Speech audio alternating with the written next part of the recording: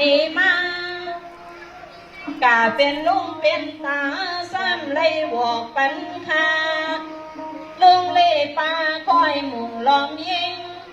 ขาที่สาด่านในเวงเลื่องจริงตุงกว้างพี่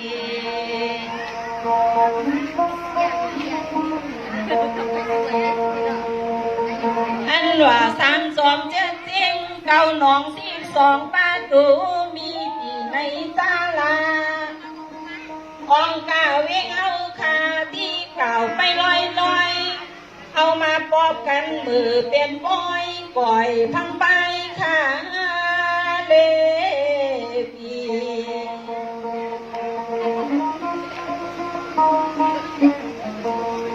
อันว่าสามสองนั้นทุนหนึ่งสำรองว่าสองต้อง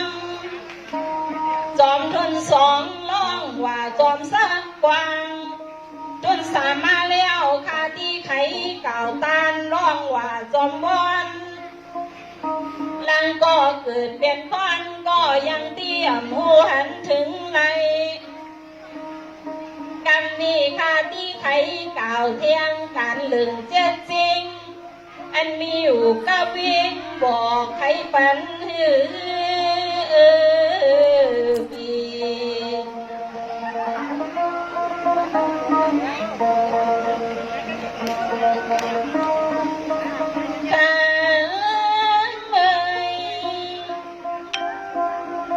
กันนี่พังบ่อยพังก่อนต่อหมอนสมพ่อนับอ่านเจ็ดจริง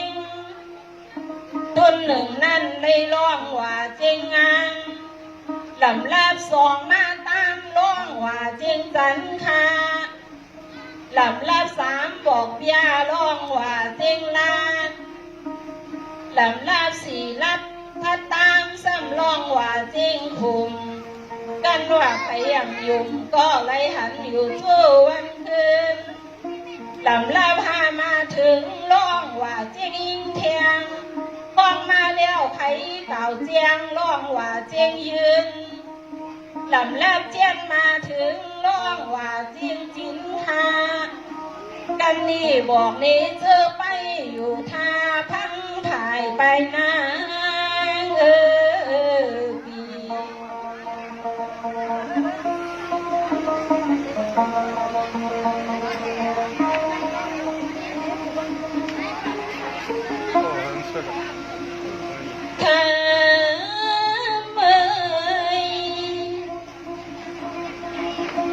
กันนี่พังปล่อยพังก่อนต่อหมออันสมพ่อ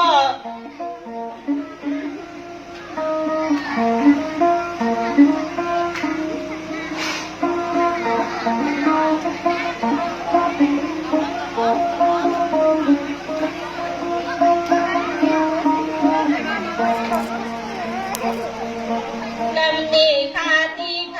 เก่าเที่ยงการหลืมเก้าน้องคนหนึ่งนั้นร้องว่าน้องตุ้งเจอเป็นปู่เป็นลุงซ้ำบวกปันมีเทียง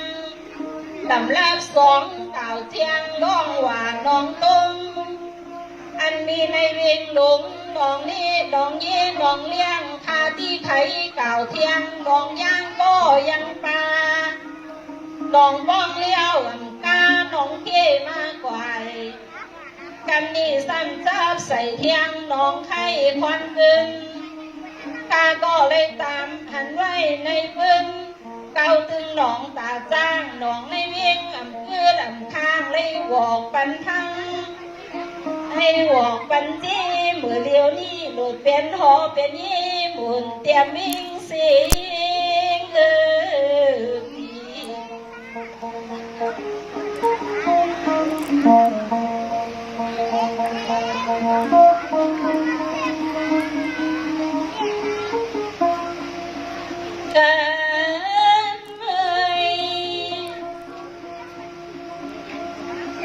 กันนี่ค่ะที่มาไข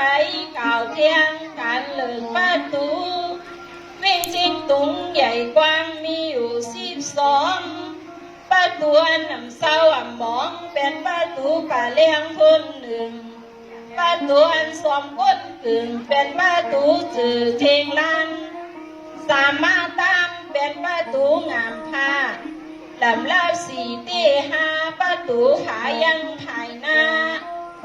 ต้นหาเตประตูใหญ่เจียมเมืองลำลาพ้องมาถึงสามว่าประตูยังข้ามกว้าง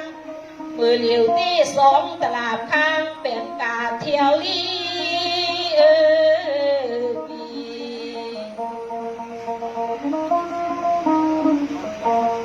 กำนี่มาถึงเจ็ดเลี้ยวดีๆประตูหนองเล็กมีผ่านกับเจ้าผ้าหมอม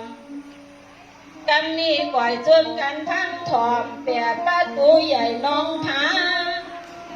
ลำลำเก่าถึงมาสามว่าประตูยังปึงเทียงสีเลี้ยวไผ่เก่าเจียงประตูไก่ให้เตียเก่าเตรียมไว้ป้าใหญ่หันปืนลำลำสีเวียนมาถึงสามว่าประตูยังบงคาต้น12ประตูมังกลาเก่าเปียกว่าหน้าเลยหวกปันพังมีมาตีเตรียมหึงเก่าก็มอดพิมพ์ลักษณะเตรียมจอดสิ่งที่เลี้ยวร้องว่าเวงใหญ่จริงตุ้งมีมาตีเตรียมหึงเก่าก็มอดเก่งมอดเก่งเก่งไปเลี้ยวที่ปล่อยหน้าที่สิ่งเสริญก้อนบอลีปล่อยปองว่างลือกามาเสริญเก่าสู่เจ้าไปเลี้ยวอยู่ที่ปล่อยอำลายัง